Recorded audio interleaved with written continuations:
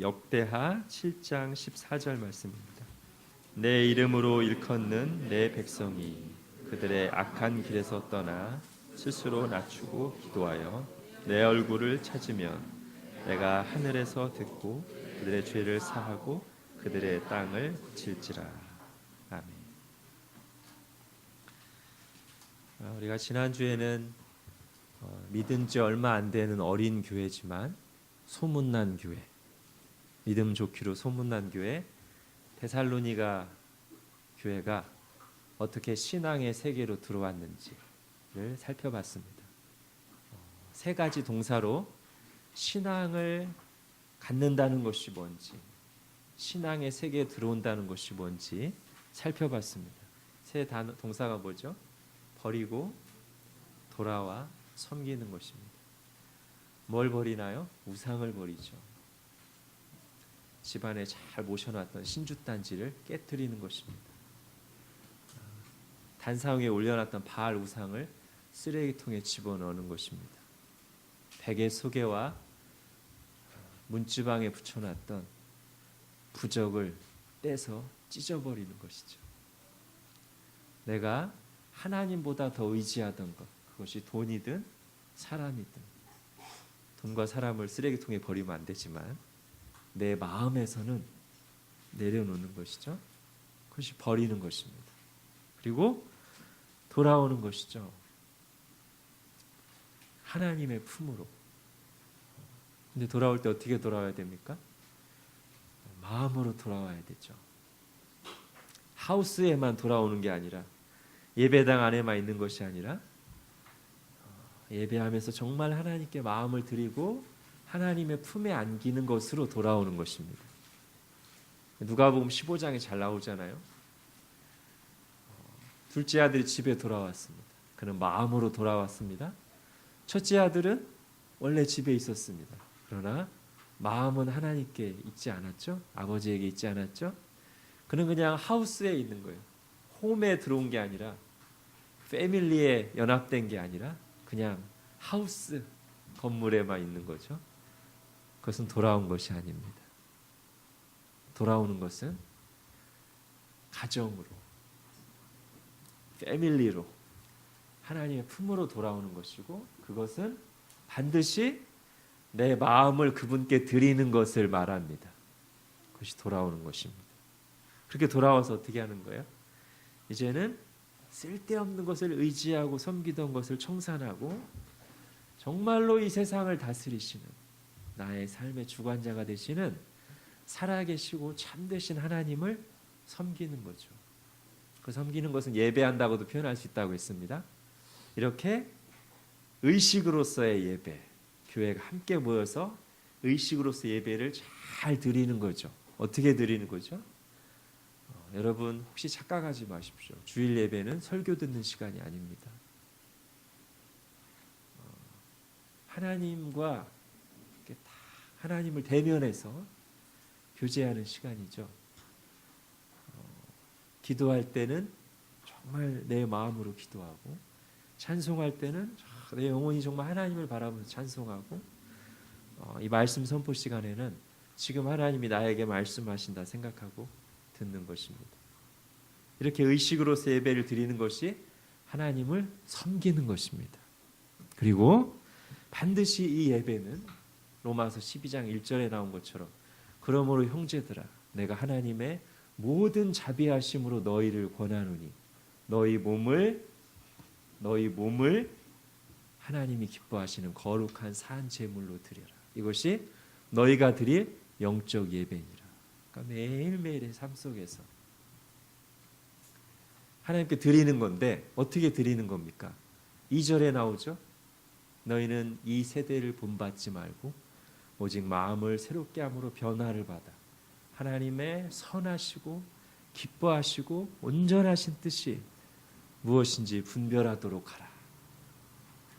분별만 하라? 아니죠. 분별해서 그 뜻대로 순종하는 거죠. 하나님의 뜻을 잘 알아서 매일매일의 삶에서 그분의 말씀대로 순종하는 것이 예배하는 것이고, 살아계시고 참되신 하나님을 섬기는 것입니다. 우리가 지난주에 그걸 봤어요. 이것이 누군가 한 사람이 야, 저 사람이 신앙 세계에 들어왔구나. 하나님을 신앙하는구나. 라고 할 때 일어나는 중요한 핵심 변화죠. 버리고 돌아와 섬기는 것이고, 이것은 신앙에 입문할 때만이 아니라 혹시 오랫동안 하나님을 떠나 있었다면, 교회를 안 나오고 방황하고 있었다면, 영적으로 어떤 문제로 침체되어 있고 시험에 들어 있었다면 다시 그 신앙의 회복이 일어날 때도 똑같이 세 가지가 있어야 되는 거죠. 그동안 하나님을 떠나 있는 동안 내가 손에 들고 있었던 마음에 하나님처럼 의지하던 것을 버리고 하나님의 품에 마음으로 돌아와서 진정한 예배를 드리는 삶을 사는 것입니다. 자, 지난주 이렇게 세 가지 동사를 살펴봤고요. 오늘도 세 가지 동사를 살펴보려고 합니다. 근데 차이가 있어요.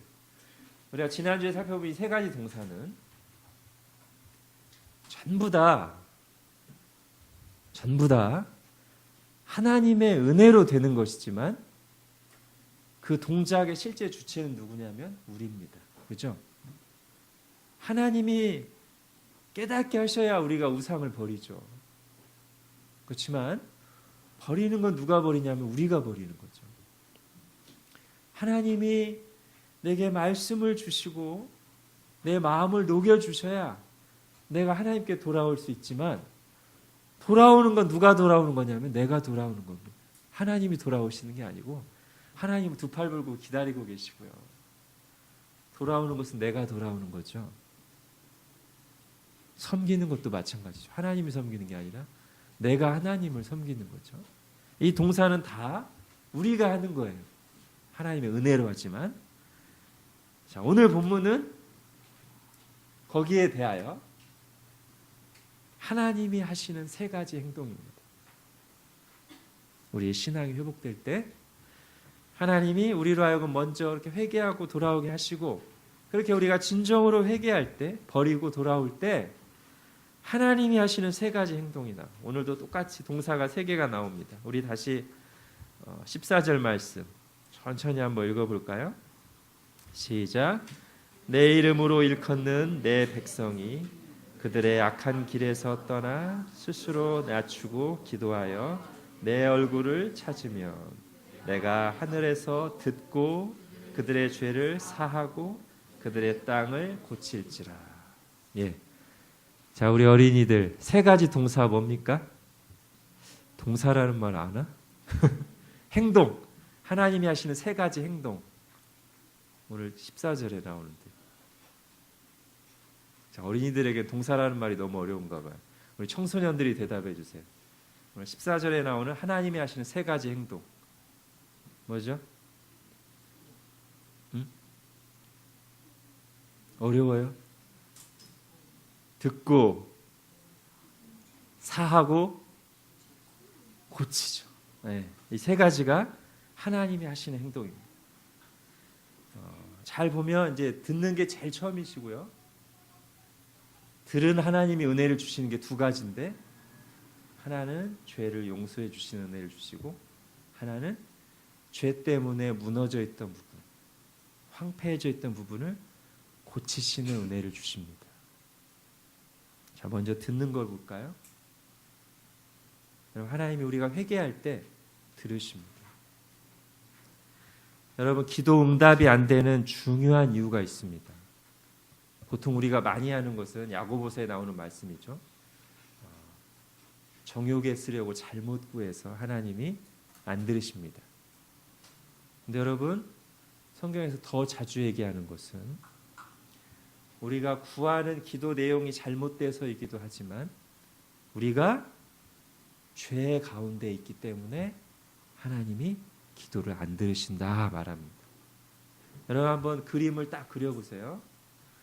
누가 한 손에다가 우상을 딱 들고, 그것이 바알이든 제우스든 뭐든 간에 우상을 손을 딱 들고 하나님 제 기도를 들어주세요 기도하면, 여러분, 하나님이 그 기도를 들어주고 싶으시겠어요? 여러분, 또 한 손에 도둑질한 물건을 딱 들고 또 한 손에 다른 사람의 멱살을 딱 잡고 하나님, 제가 하나님께 기도합니다. 들어주세요.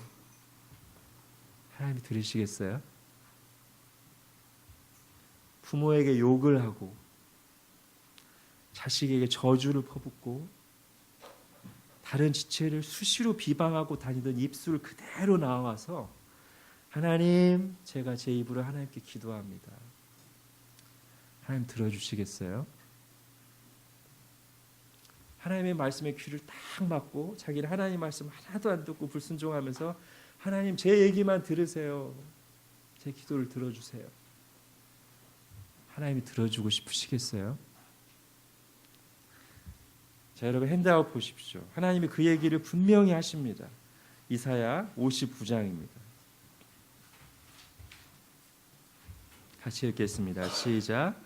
여호와의 손이 짧아 구원하지 못하심도 아니요 귀가 둔하여 듣지 못하심도 아니라 오직 너희 죄악이 너희와 너희 하나님 사이를 갈라놓았고 너희 죄가 그의 얼굴을 가리어서 너희에게서 듣지 않으시게 함이니라. 이는 너희 손이 피해 너희 손가락이 죄악에 더러워졌으며 너희 입술은 거짓을 말하며 너희 혀는 악독을 내미라. 예. 이게 이제 부정적인 얘기라면 긍정적인 얘기를 해볼까요? 요한일서 3장 21, 22절입니다. 읽겠습니다. 시작. 사랑하는 자들아, 만일 우리 마음이 우리를 책망할 것이 없으면 하나님 앞에서 담대함을 얻고 무엇이든지 구하는 바를 그에게서 받나니 이는 우리가 그의 계명을 지키고 그 앞에서 기뻐하시는 것을 행함이라. 아멘. 여러분, 이 두 말씀이 분명하지 않습니까? 너무나 놀라운 관계가 죄 때문에 막혀 있습니다. 이 놀라운 관계는 어떤 관계예요? 부부 관계보다, 부모 자식 관계보다, 어떤 친한 친구 관계와도 비교할 수 없는 관계가 창조주 하나님과 나의 관계 아닙니까? 이 놀라운 관계가 죄 때문에 막혀 있다는 거예요. 너무나 놀라운 약속이 죄 때문에 막혀 있다는 거예요. 어떤 약속입니까? 그 창조주 하나님이, 전지전능하신 하나님이 내가 네 기도를 듣겠다. 예수님이 말씀하셨습니다. 무엇이든지 내 이름으로 구하면 내가 행하리라. 여러분, 세상에 이거보다 놀라운 약속이 어디 있습니까? 근데 이사야 59장과 요한일서 3장이 말하는 겁니다. 이 놀라운 관계가, 이 놀라운 약속이 죄 때문에 막혀 있다. 만약에 우리가 멱살을 잡은 손을 놓고 도둑질한 것을 내려놓고 우상을 쓰레기통에 집어넣고 내 부정한 입술을 멈추고 회개하고 하나님의 말씀을 듣고 순종하면서 기도한다면 무엇이든지 구하는 바를 그에게서 받나니 말씀하십니다. 오늘 역대하 7장 14절도 그 말씀이죠. 죄 때문에 내가 귀를 막고 있다가 듣지 않고 있다가 나의 백성이, 내 이름으로 일컫는 내 백성이 악한 길에서 떠나 스스로 낮추고 기도하여 내 얼굴을 찾으면 제일 먼저 하시는 하나님의 행동은 내가 하늘에서 그 기도를 듣겠다 말씀하십니다. 여러분, 닫혀져 있는 기도의 문, 꽉 막힌 기도 응답의 문, 하나님과의 친밀한 교제의 문, 그리고 진정한 복과 은혜가 가득한 하늘 창고의 문을 활짝 열어젖히는 행동이 뭐냐면 회개입니다. 회개가 이 놀라운 문들을 다 여는 거예요. 기도 응답의 문을, 하나님과의 아주 친밀한 달콤한 기도의 문을, 하늘 창고에 쌓인 놀라운 복과 은혜의 문을 활짝 열어주는 것입니다.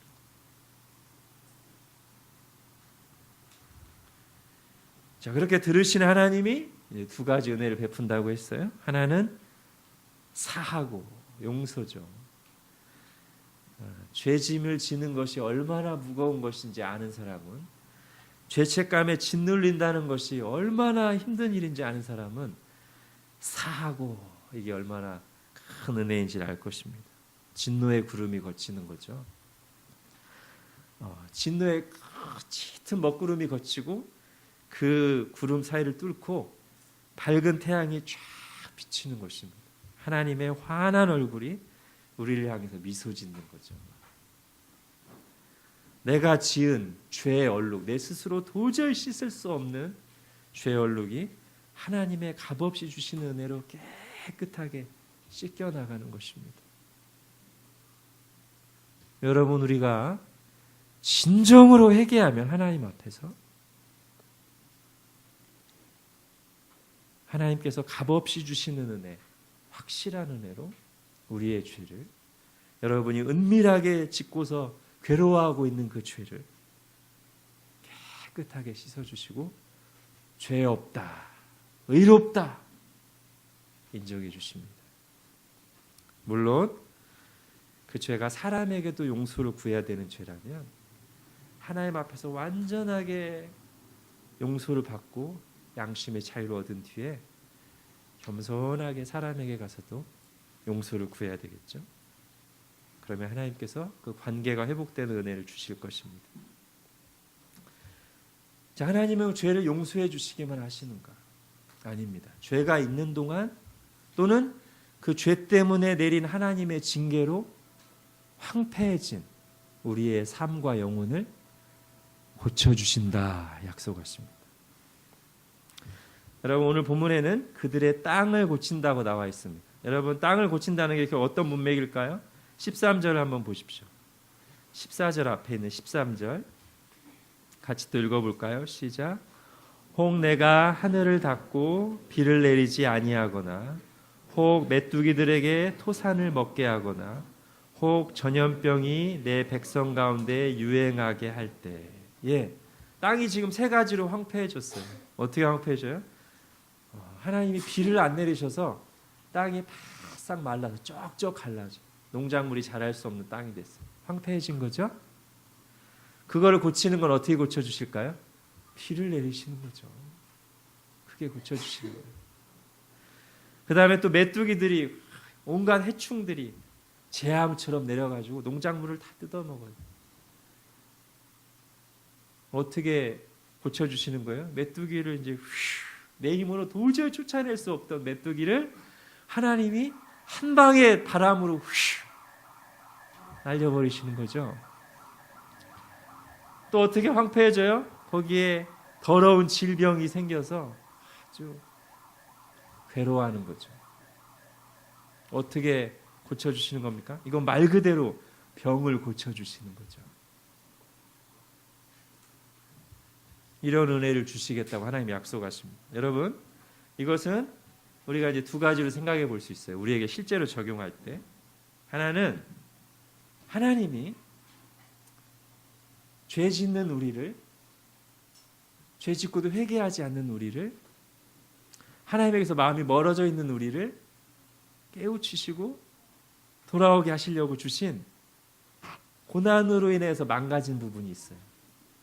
건강일 수도 있고요,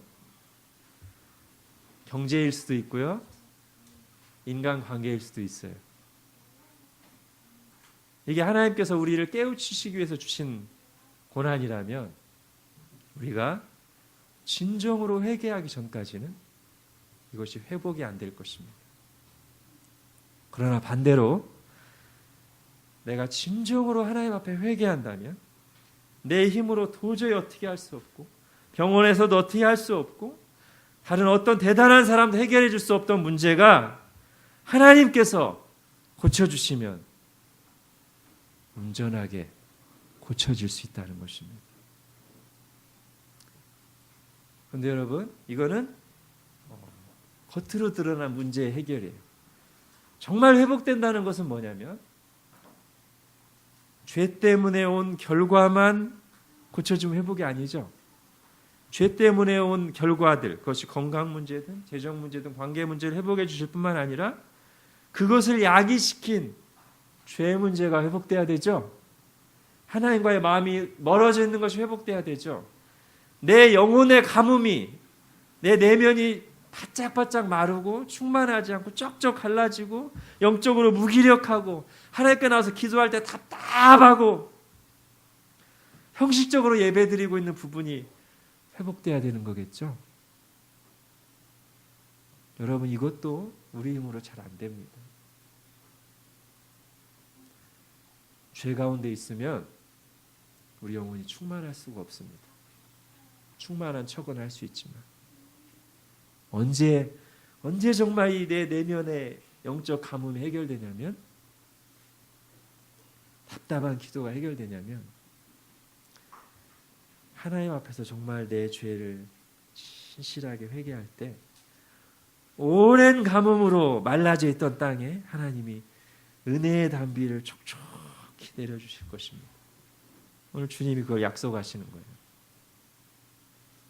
그럼 어떤 일이 일어납니까? 먼저 개인 신앙이 부흥되죠. 말씀 보는 시간이 즐겁고요. 기도를 목사가 닥달해서 하는 게 아니라 창조주 하나님께 나 기도하는데 얼마나 특권입니까? 나오지 말라고 해도 나와서 기도하겠죠.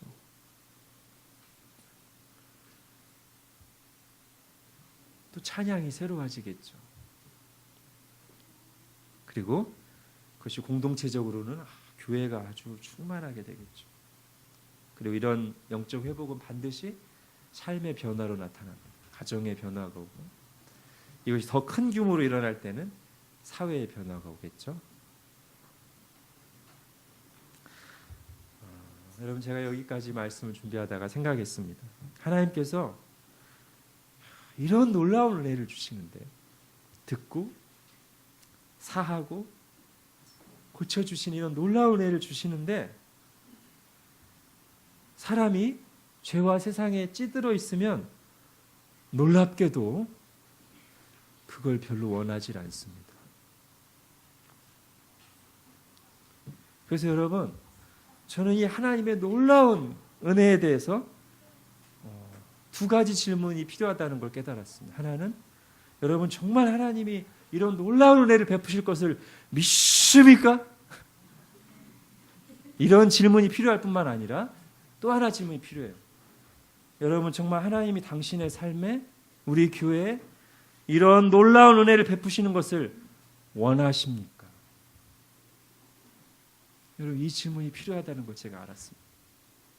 여러분, 요한복음 5장에 보시면 38년 된 병자가 있어요. 베데스다 연못가에 38년 동안 누워있는. 얼마나 낫고 싶겠어요, 그죠? 근데 놀랍게도 주님께서 그 사람에게 오셔서 제일 처음 하시는 질문이 뭡니까? 네가 낫고자 하느냐? 네가 낫고자 하느냐? 여러분, 우리는 당연히 낫길 원하죠. 왜 그런 질문을 하십니까? 여러분, 우리에게 적용해 보십시오. 정말 영적으로 충만해서 창조주 하나님을 믿는 사람답게 영적으로 충만해서 매일 말씀을 즐겁게 보고 기도하고 찬양하고 정말 주님의 열정적인 삶을 살고 싶은 것이 너무 당연하죠? 원하십니까? 38년 된 병자에게 묻는 질문과 똑같아요. 20년, 30년 교회 다녔는데 늘 그냥 충만하지 않고 고만고만한 신자에게 주님이 말씀하시는 셈이죠. 네가 낫고자 하느냐?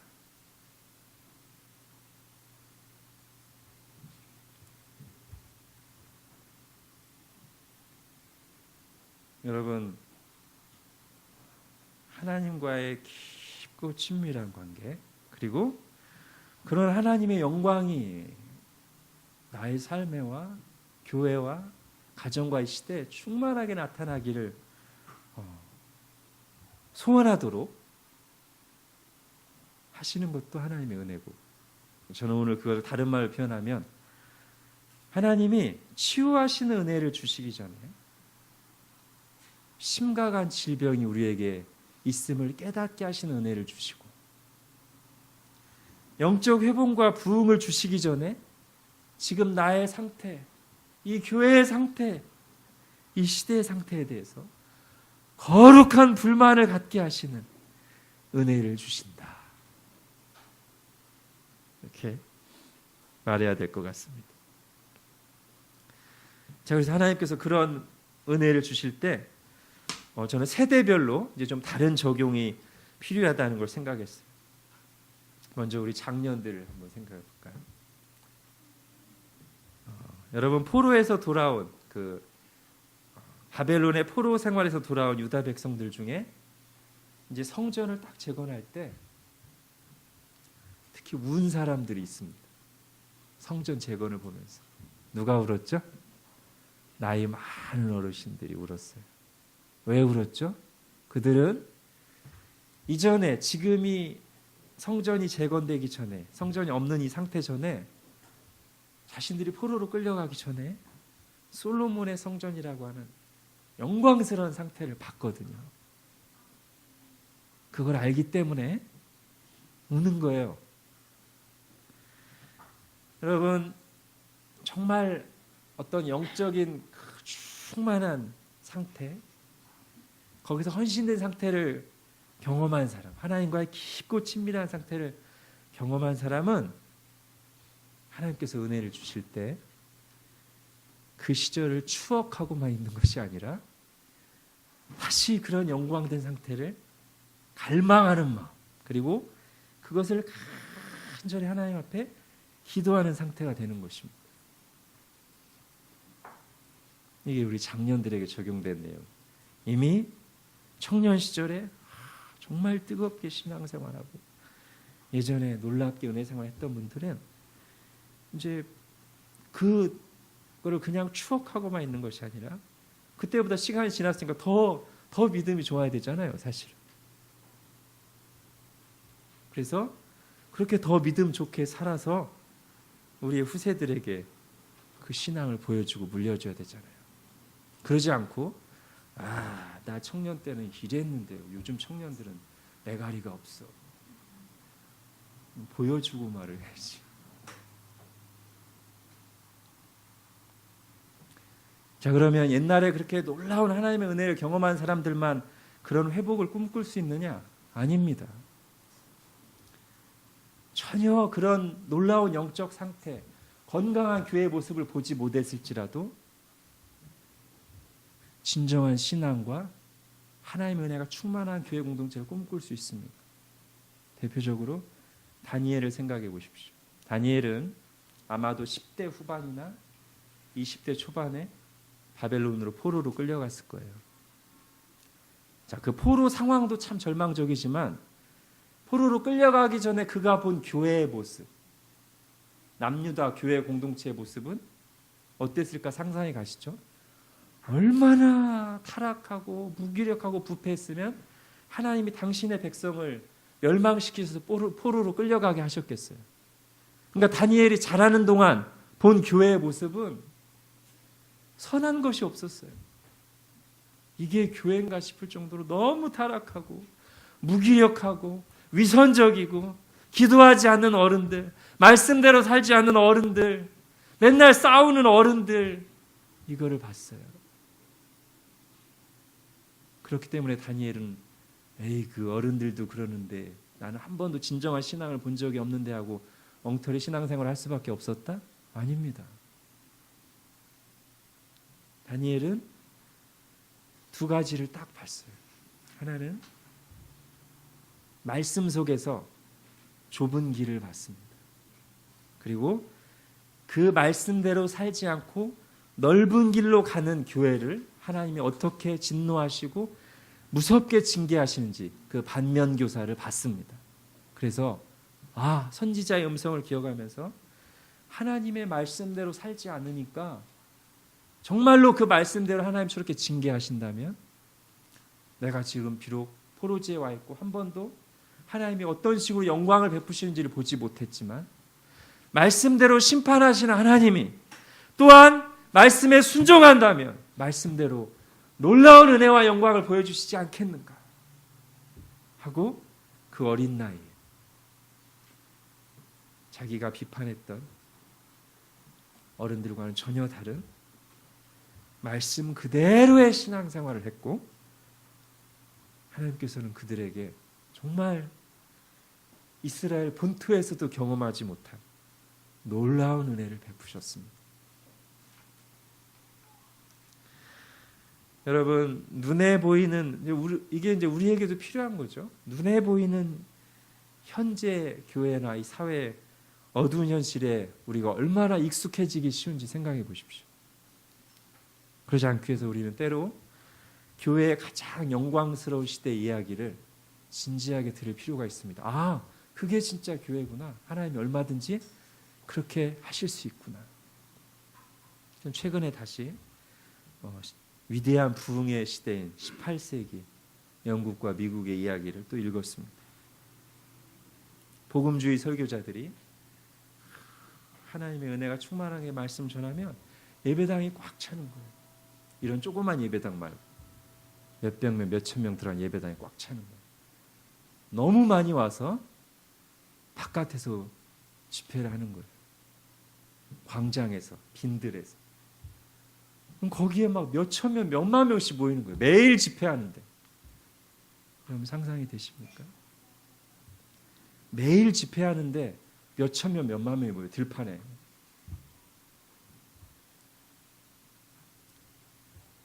그리고 정말 사람들이 그냥 분위기 때문이 아니라 정말로 진실하게 회심을 하고 삶이 변하고 사회가 변했습니다.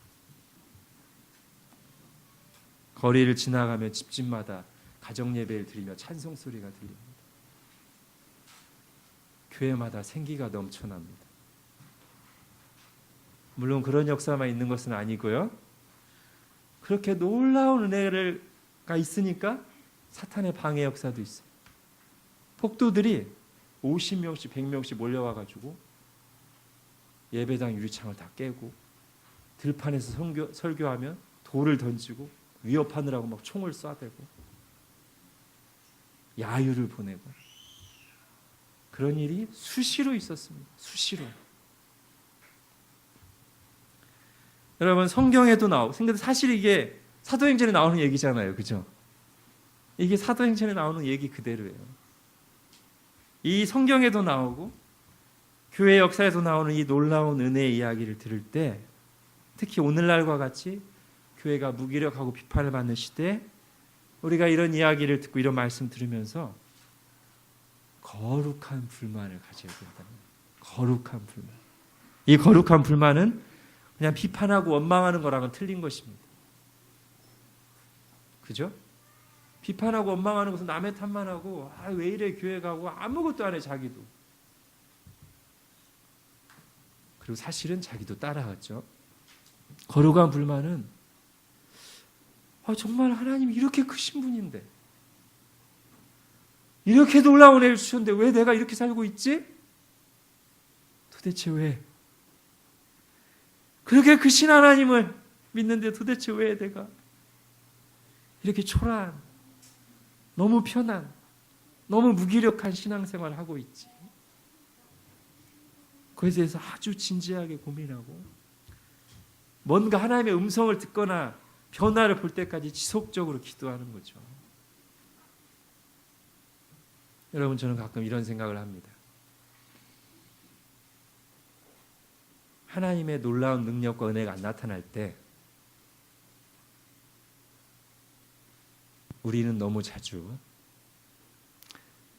특히 개혁파 신자들은 너무 자주 하나님의 주권 뒤에 숨습니다.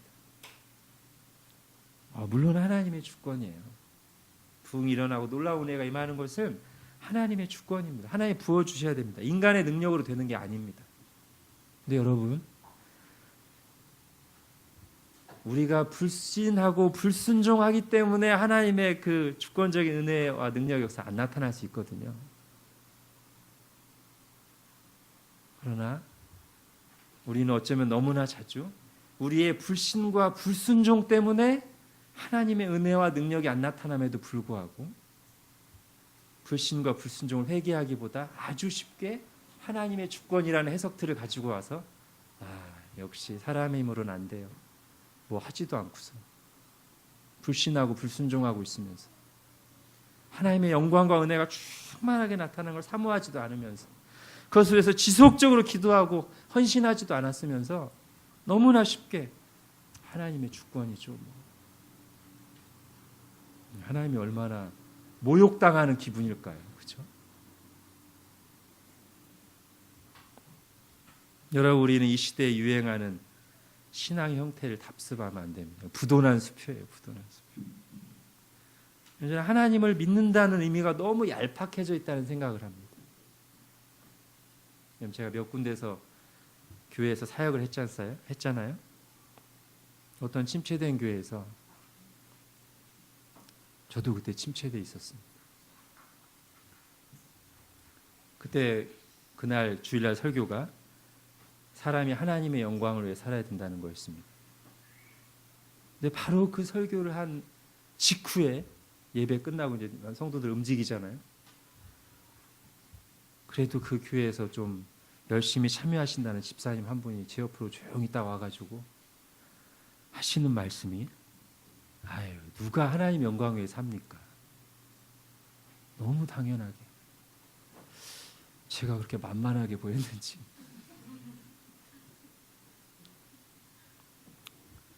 또 어떤 냉랭한 교회 갔습니다. 거기서 제가 일남전도회 회원들을 데리고 성경을 가르쳤습니다. 장로님들도 계시고 신앙생활을 오래 하신 분들이죠. 그래서 제가 그 성경의 기초에서 하나님 말씀대로 실제 삶에서 정직하게 살아야 됩니다 말씀했더니, 성경 공부 그 과정이 아주 그냥 당연하다는 듯이, 하나님 말씀은 이상이고 현실은 달라요. 껄껄껄. 여러분, 저는 그런 이야기를 들을 때 속에서 질문하게 됩니다. 교회 왜 나오지? 여러분, 교회 안에서만 역사하시는 하나님, 교회 밖에서 실제 삶에서는 일하시지 않는 하나님을 믿을 거면 뭐하러 교회 나옵니까? 그런 하나님을 뭐하러 믿습니까? 이런 걸 가르쳐서 사실상 무신론자라고 합니다. 여러분, 한번 생각해 보세요. 그분의 영광을 위해 살 만큼 위대하지도 않고 내 삶을 맡길 만큼 신뢰하지도 않고 별로 순종할 마음이 들지 않는 뜬구름 잡는 이상에 불과한 말씀을 하는 하나님을 뭐하러 믿고 계시죠? 여러분, 그들에게 하나님을 믿는다는 말은 무슨 뜻인지, 그들이 믿는다는 하나님은 어떤 분인지 생각하게 됩니다. 여러분, 성경으로 자신을 계시하신 하나님은 온 우주 만물을 창조하신 전지전능하신 하나님이시죠. 제가 좋아하는 표현으로 하면 크신 하나님입니다. 크신 하나님. 그 능력도 크시고 그 사랑과 은혜도 크신 하나님. 그래서 나같이 작고 보잘것없는 자가 얼마든지 나의 인생 전체를 기꺼이 의지하고 맡길 수 있는, 내가 그분의 영광을 위해 살기를 즐거워할 수 있는,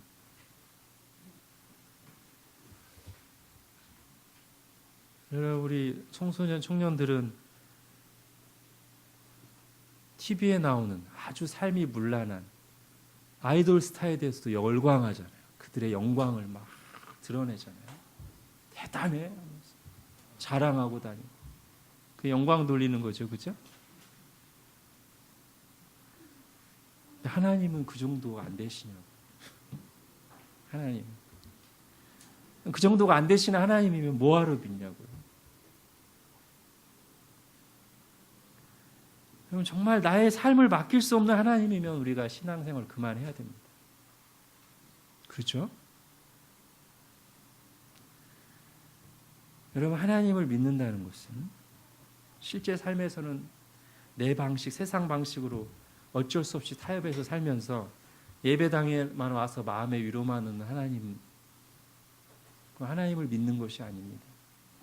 성경에서 말하는 하나님을 믿는다고 하는 것은 전적으로 의지하고 그분께 충성하고 나의 모든 삶을 통해 그분께 영광 돌리는 것입니다.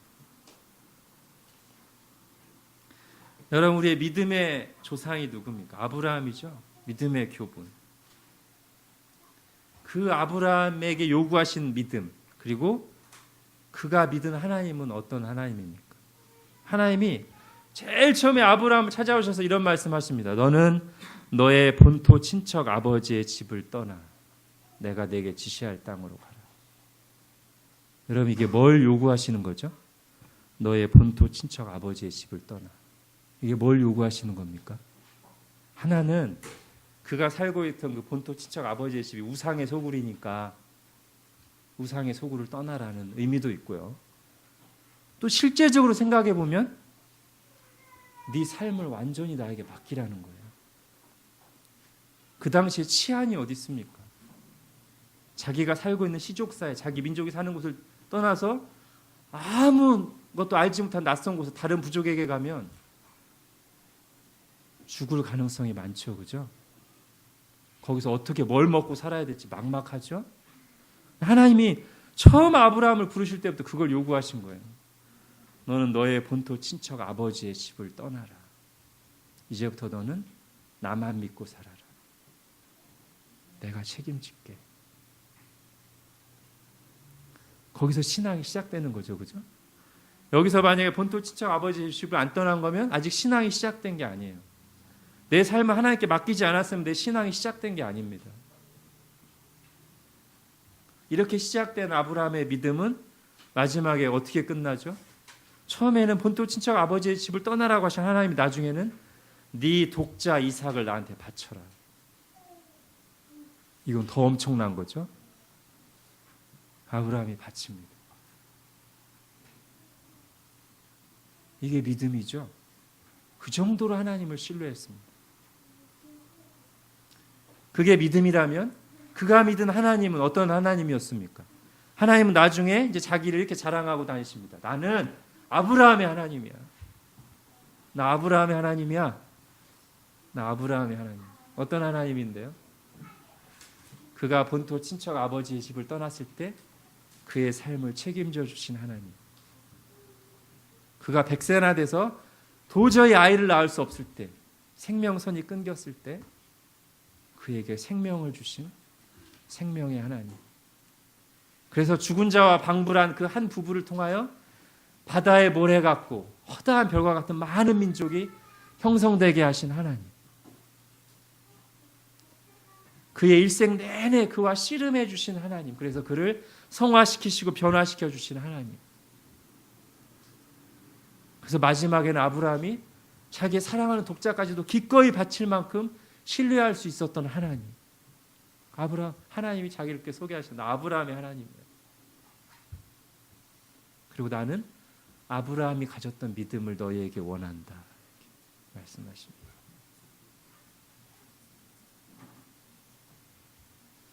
여러분, 어떤 이유로든 성경이 말하는 이 믿음에서 벗어난 상태에 있다면 다른 사람들도 다 그렇게 사니까 안주하지 마시고, 그래서 지금 교회가 문제잖아요. 그렇게 사니까 안주하지 마시고 성경이 말하는 이 신앙이 내 속에 있도록 나의 신앙 상태에 대해서 거룩한 불만을 갖고 성경이 말하는 믿음을 드릴 수 있도록 저의 심령을 회복시켜 주시옵소서. 하나님은 너무나 크신데 저의 신앙은 너무나 작고 초라합니다. 이런 제 믿음이 불만입니다, 주님. 듣고 사하고 고칠지라 말씀하신 주님, 저 스스로도 불만을 느끼는 이 신앙 상태를 고쳐주십시오. 그래서 제가 정말 영광 돌리기 원하는 하나님으로 믿고 영광 돌리고, 내 인생을 맡기고 충성할 수 있는 하나님으로 믿고 충성하고, 온전히 순종할 수 있는 하나님으로 믿고 순종할 수 있는 회복과 부흥이 제 속에 있게 하여 주시옵소서.